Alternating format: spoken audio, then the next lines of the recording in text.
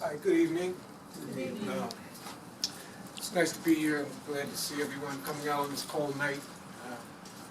I hope what we have is a nice warm topic to discuss. I want to talk about Black Woodbury and the Civil War. I'm not trying to play with words, but I thought about Black Woodbury in the Civil War, but that's kind of restrictive because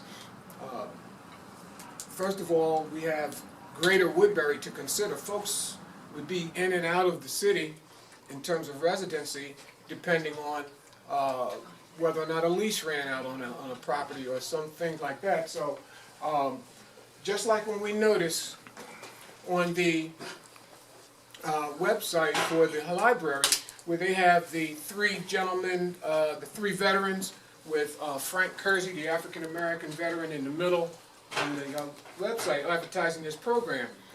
Those three individuals, the one in the middle, Frank Kersey, lived in Jericho. One of the other gentlemen lived in Mantua.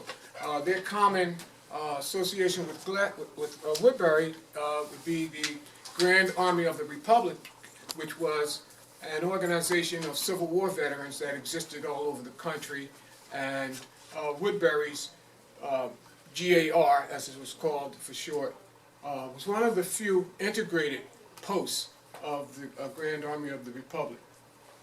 The thing is, we find them dealing with Greater Woodbury members in terms of their circle of activity. I want to talk first about, I'm going to give you a series of conversations about Black Woodbury. And firstly, I want to first engage the idea that there is a pre-Civil War population, as well as a wartime population, and as well a post-war population. And all of those are certainly changing over time. And looking at early Black Woodbury, I want you to consider in this sense that Gloucester Township and Deptford Township are associated with Woodbury in terms of how the people are living, certainly going around those various municipalities that are attached to Woodbury.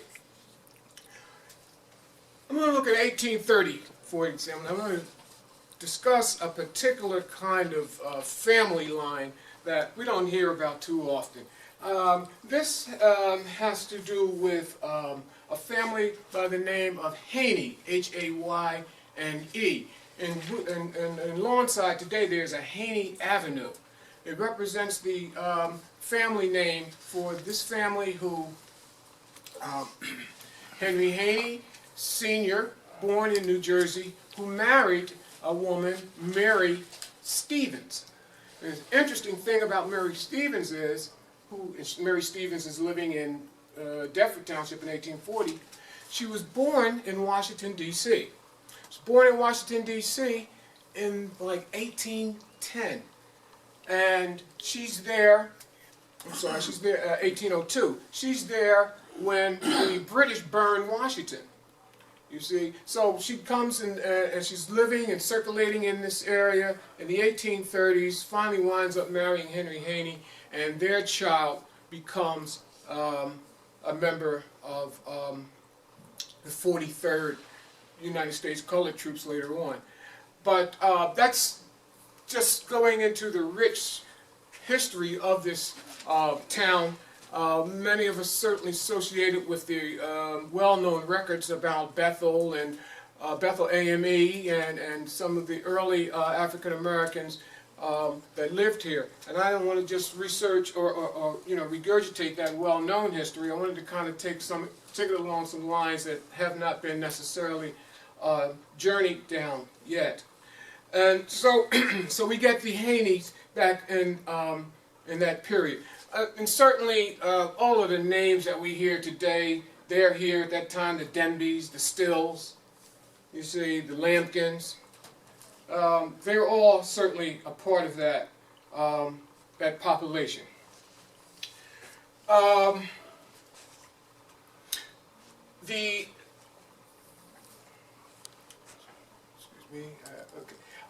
Yes, so they're that part of that early population, and with that, I'd like to kind of just begin to accelerate into the PowerPoint portion of this, and see where we go with that. Oh, wow, it works. Okay. This is 1830, from the 1830 census, and we have free people of Gloucester County here. I just want to point out, we have on here Haney, this free colored persons is what that says. So I'm going to go ahead and my eyes are betraying me here. John Haney's the third one down. See him? Oh, okay. He's on there. Third one down is John Haney. He's on there at, okay, I'm not, here he is. Here he is, Henry Haney here. And he married, of course, the oldest daughter of Stephen Littleton, up there. Stephen Littleton is the one who, I'm sorry, Littleton Stevens, that's his name. This is backwards. Oh, okay. This is backwards. It's Littleton Stevens. That's what's, okay. So Littleton Stevens is the one who comes up from Washington with his older daughter, who marries Henry Haney.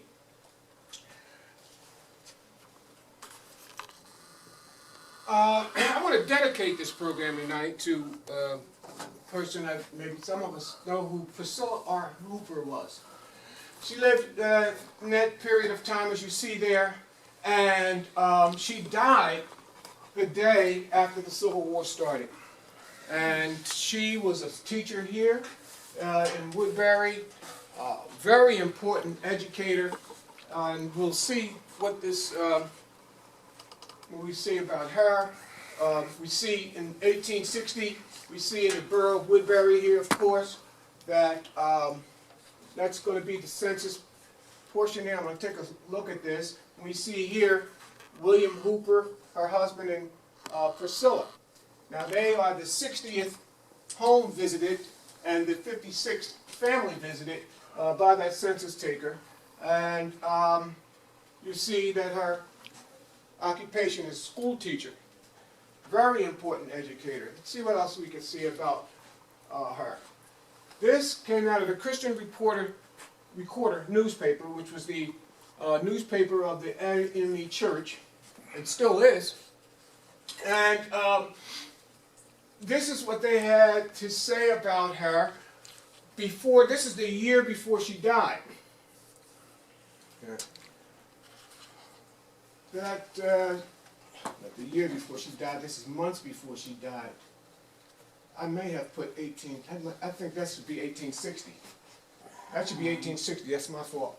But once upon a time, this is what the recorder said, and they were talking about education in South Jersey for African Americans at that time. And it tells us that all of the large towns had schools, and now all of the villages, etc., had schools, and that that they belonged to the colored people. And mentioned respectively, as I have written elsewhere, were teachers in Camden, Gloucester, Salem, those counties. And they named these teachers, and they included Priscilla Hooper, who taught in Swedesboro. When she passed away, the Christian Recorder said about her how wonderfully she stood in terms of the academic circles, and that her intelligence and intellect were just something to be admired by all those who had been in her company for one reason or another.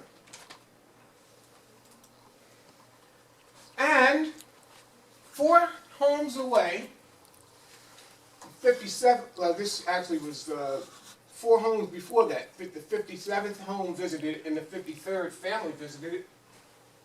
We have, of course, her neighbors, the Dickersons.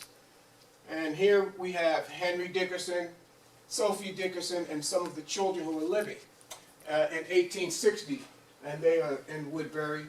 Of course, the Dickerson story is a very interesting one. These folks start out in Harford County in Maryland.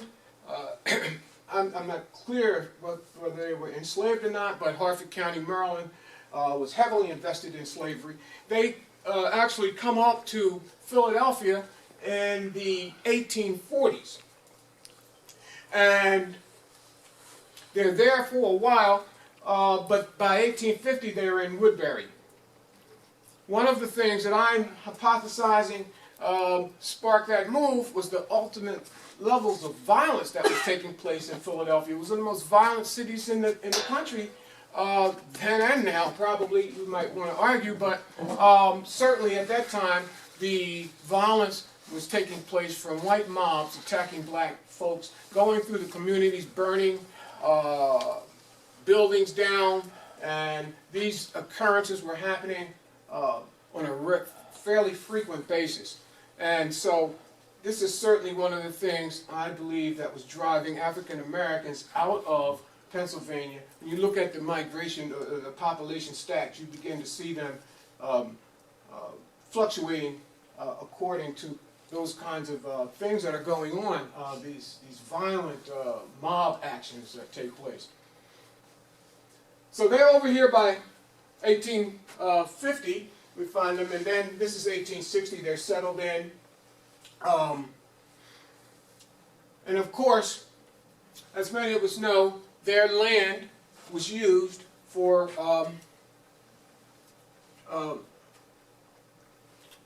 a camp for the 12th Regiment, which was a white regiment, started here in Delaware. Now this came out of, started here in Woodbury, I should say. That's where the camp was, Camp Stockton. So Gloucester County in the Civil War is a book written in it's basically late 1930s. This guy Frank Stewart wrote this book in his volume 2, section 2. And these pages, he compiled this information from primary sources that existed at the time. And so he pulled this out of the newspaper, and it said, as you see there, that the 12th New Jersey is to camp on the Dickerson place at the lower end of Woodbury. And then he put this note in there where that location was, between Delaware Shore and Bridgeton Railroad and what is known now as South Barber Avenue and Mantua Avenue and Carpenter Street. All right?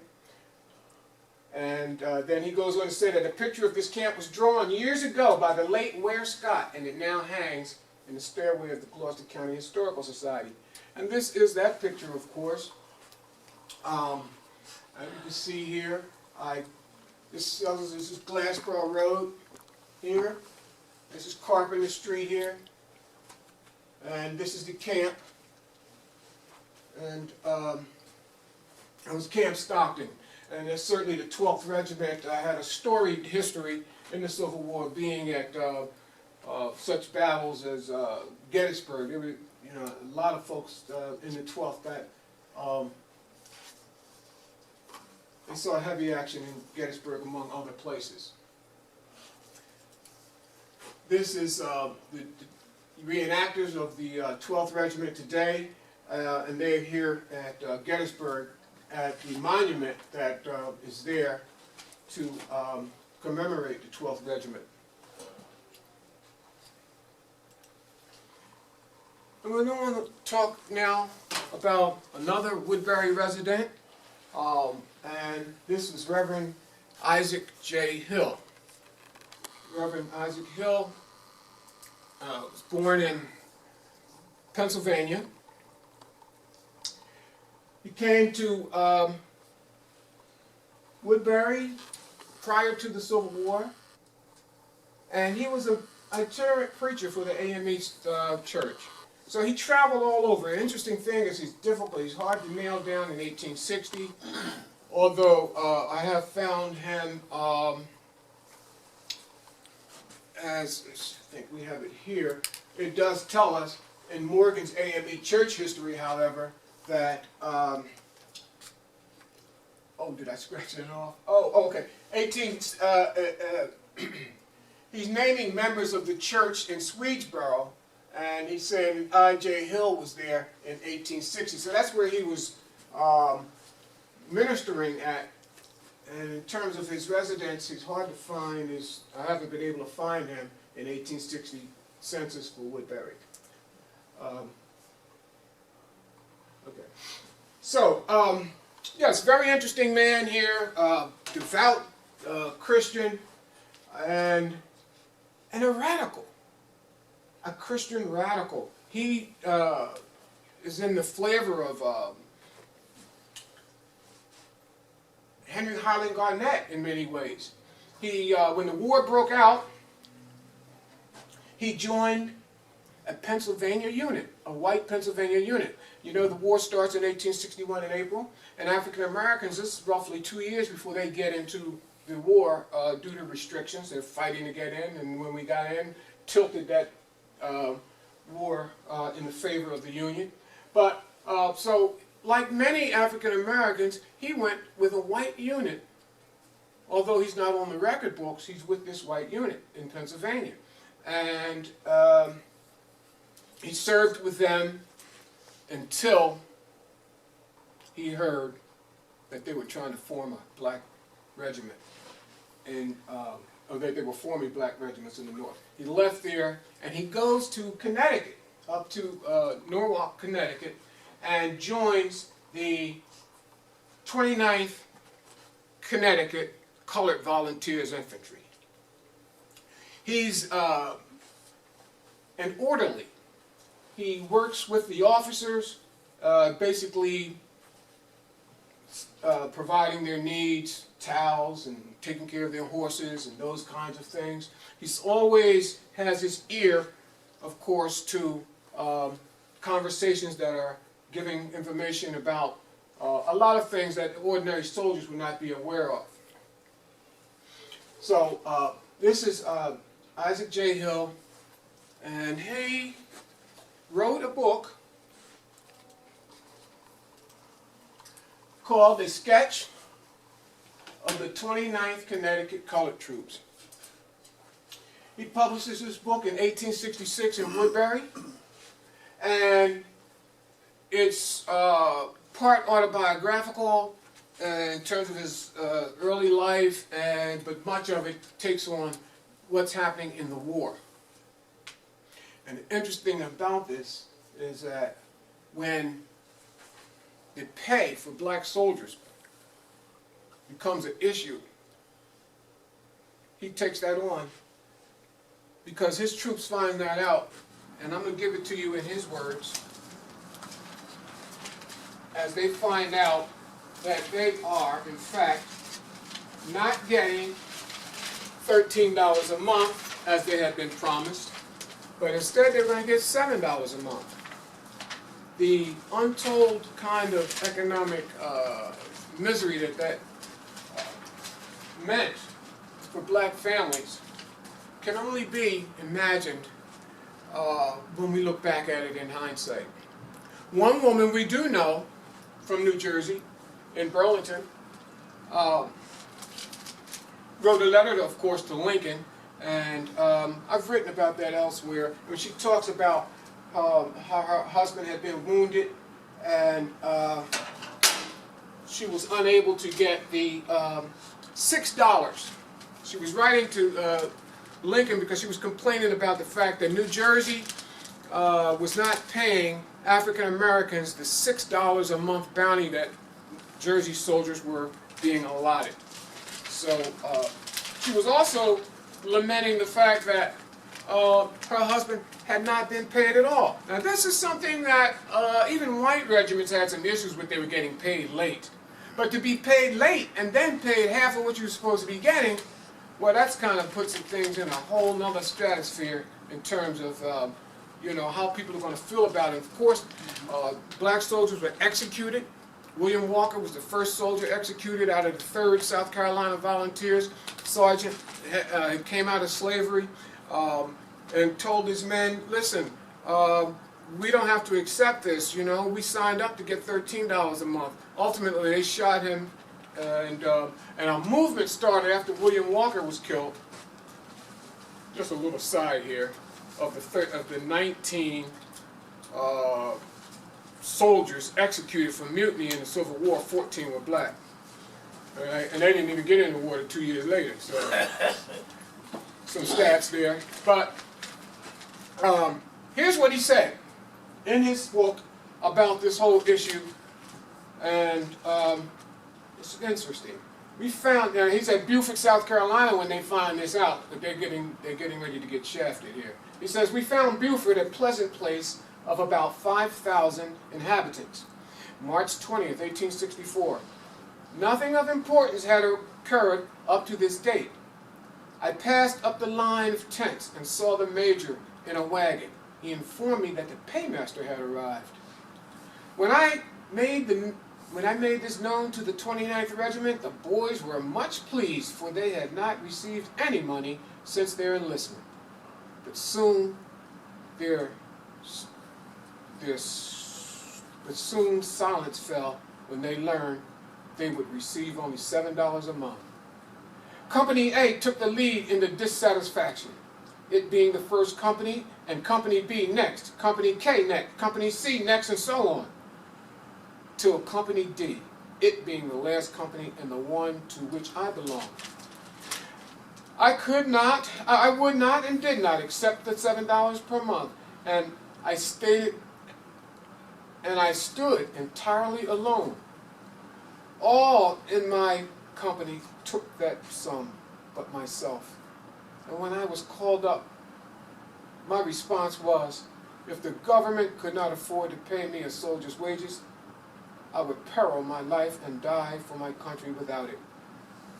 When I consider the sacrifice I have made of my beloved family and think that the general government does nothing for them, and then to insult me with the sum of $7 per month, no, as I have given my life, I will become a martyr and die before I will accept that sum.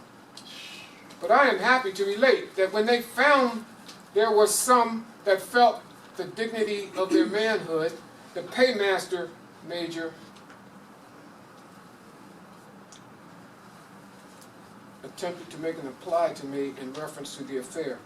But there was no compromise in me. I would not accept nothing but $16 per month, which was his rate as orderly.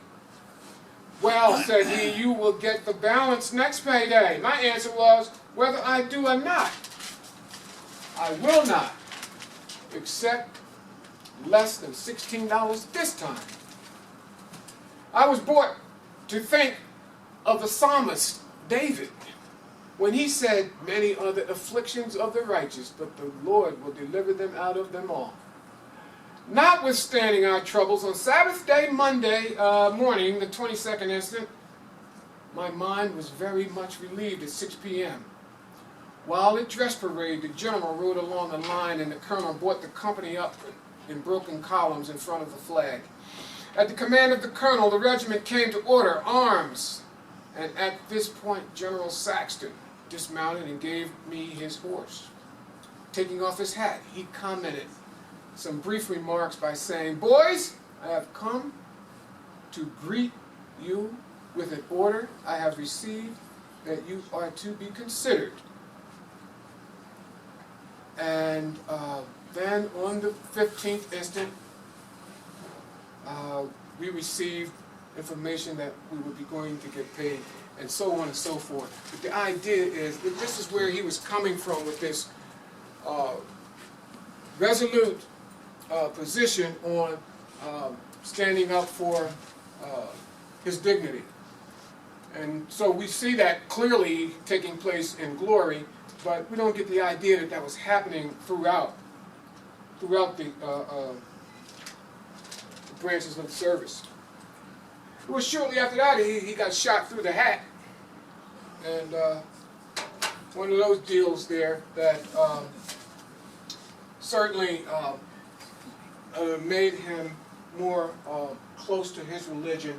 After he was a very devout preacher. He preached all in the South during the wartime as well. And so that's something there. Let's take another. Now here's an interesting thing too. While he is, and this is when he is in Virginia. I'm sorry, yeah, they're in Virginia. They were actually, they were still in South Carolina. Yeah. I'm sorry. They were in Virginia at this time. Yes, in the 10th Army Brigade. So anyway, as you can see there, so he's. The morning 24th, he says, a number of my white friends from home, Dr. Clark, and that's Charles Clark from Woodbury. He runs into him down in the battlefield there. Charles Clark, you see, he's a physician. He's living in Mantua, Woodbury. He's all around. A very important medical doctor, Charles Clark, and he's. In fact, he was involved with the militia, so during the war he was a militia surgeon for one of the militia companies. And as you can see, they had that kind of reunion. You can just imagine, here's a Woodbury kind of neighborhood there on the battlefield. These folks are greeting each other.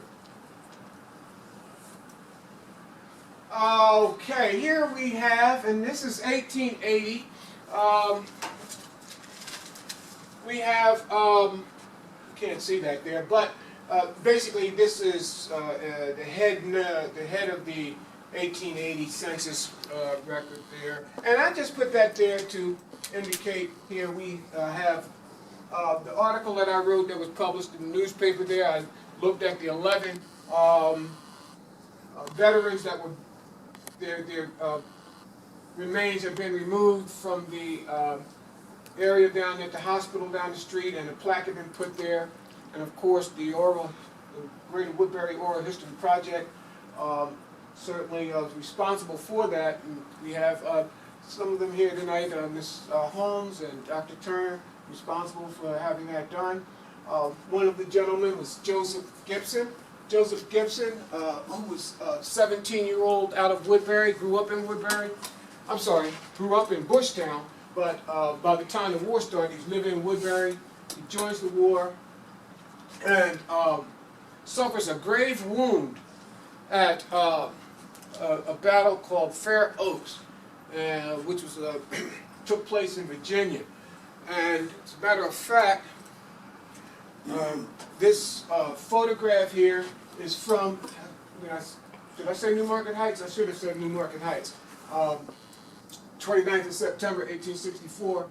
And this battle here in which like 13 medals of honor were won. And this is a shot of, this is a shot of 3 of the Medal of Honor winners who are saving the flag, and Troiano, the artist who painted this picture, is certainly has given us a great kind of legacy for understanding and appreciating that moment.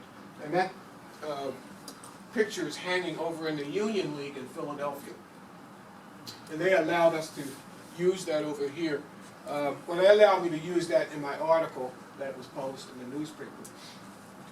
So Gibson is a part of this. Gibson is like right in the thick of this, you see. And for the rest of his life, though, he took a terrible wound in his leg.